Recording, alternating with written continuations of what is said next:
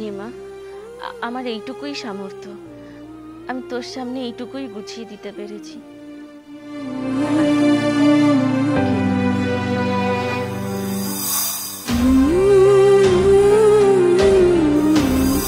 কিন্তু এই মেয়ের জন্য আমি কিচ্ছু করতে পারবো না। না তুমি একজন ভালো হাজবেন্ড, না তুমি একজন ভালো বাবা।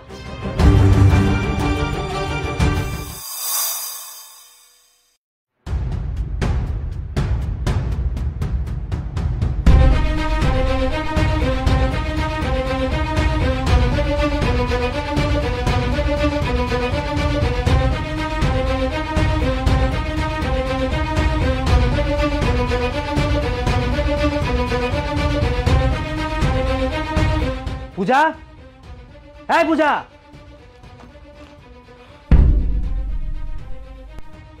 কি হয়েছে, চিৎকার করছো কেন?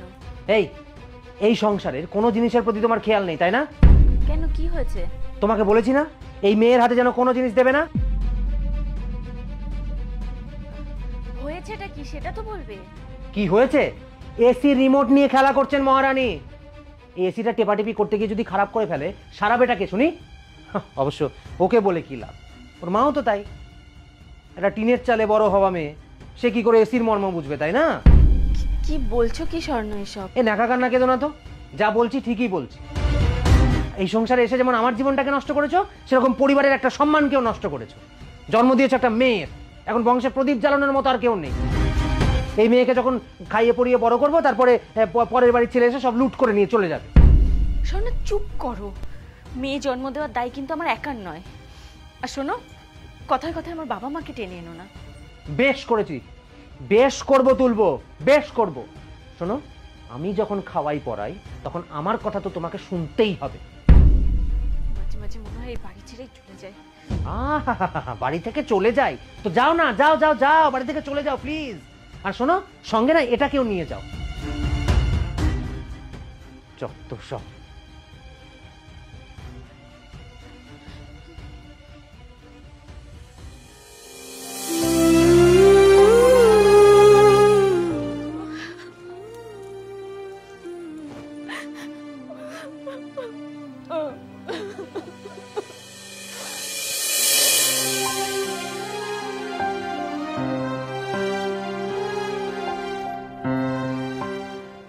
স্বর্ণ, একটা কথা বলার ছিল। বলো। বলছি কি, কাল তো মেয়েটার জন্মদিন, একটা জামা আর কিছু বাজার একটু করে দিতে হবে আমায়। আসলে জানি ও ছোট মানুষ, ও খেতে পারবে না, তবুও ওর সামনে একটু সাজিয়ে গুছিয়ে দিতেও তো ইচ্ছা করে, একটু সাজিয়ে গুছিয়ে ওর সামনে দেবো।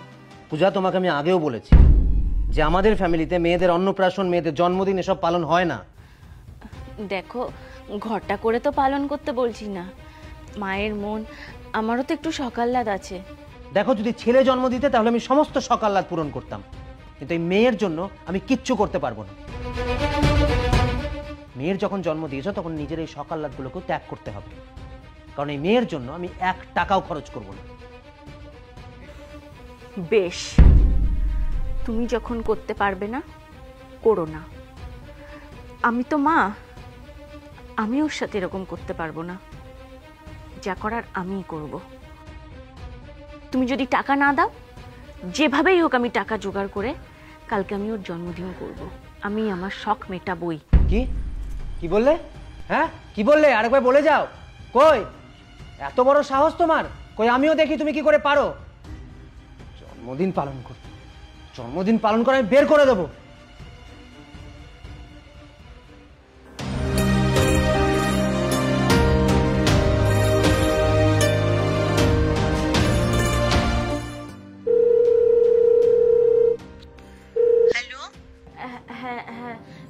সুমিতা বৌদি? হ্যাঁ বলো। বলছি, তুমি যে ব্লাউজের কন্ট্যাক্টগুলো নাও না, ওখান থেকে আমাকে কটা কন্ট্যাক্ট দিতে পারবে? আমাকে আমাকে যদি তুমি আজকে রাতে দাও, আমি সারা রাত জেগে তোমাকে কালকে সকালেই সব ডেলিভারি দিয়ে দেবো। বিশ্বাস করো, আমার কালকে কটা টাকা লাগবে, আমাকে একটু হেল্প করো প্লিজ। হ্যাঁ, কাজ তো অনেকই আছে, সামনে পুজো, প্রেশার, বুঝতেই পারছো। আচ্ছা ঠিক আছে, আমি তোমাকে পাঠাচ্ছি।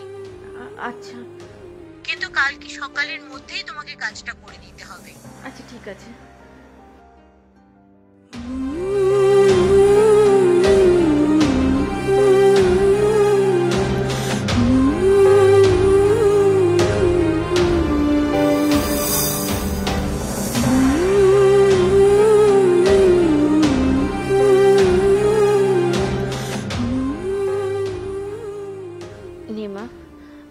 এইটুকুই সামর্থ্য, আমি তোর সামনে এইটুকুই গুছিয়ে দিতে পেরেছি। আয় খেয়ে না, খাও।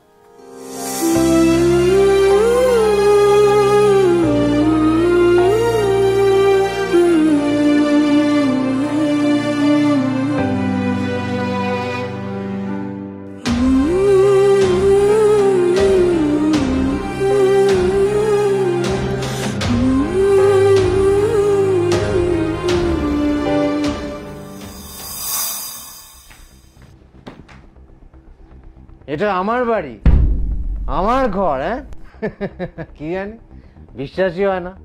আমার বাড়ি, আমার ঘর, অথচ আমাকে ছাড়াই জন্মদিন পালন হচ্ছে। জন্মদিন, আবার সেলফি তুলে ফেসবুকে পোস্ট। বাহ, ভেরি গুড।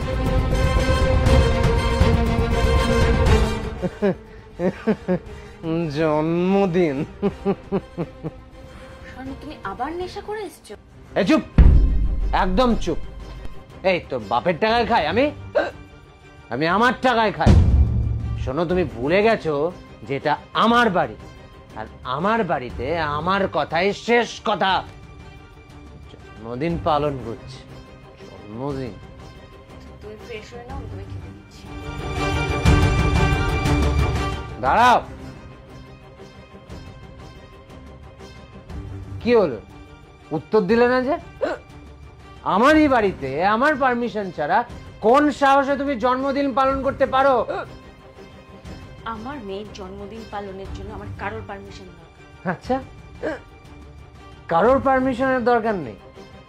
বেশ, তাহলে আরেকটা বাচ্চা নেওয়ার জন্য আমার কারোর পারমিশনের দরকার নেই। এসো, চলো চলো, তাহলে আমরা একটা বাচ্চা নিই। চল। কি করছো স্বর্ণ? স্বর্ণ, তুমি জানো ডক্টর বলেছে এই মুহূর্তে আর কোনো বাচ্চা নেওয়া আমার জন্য সেফ নয়। কেন এরকম করছো তুমি?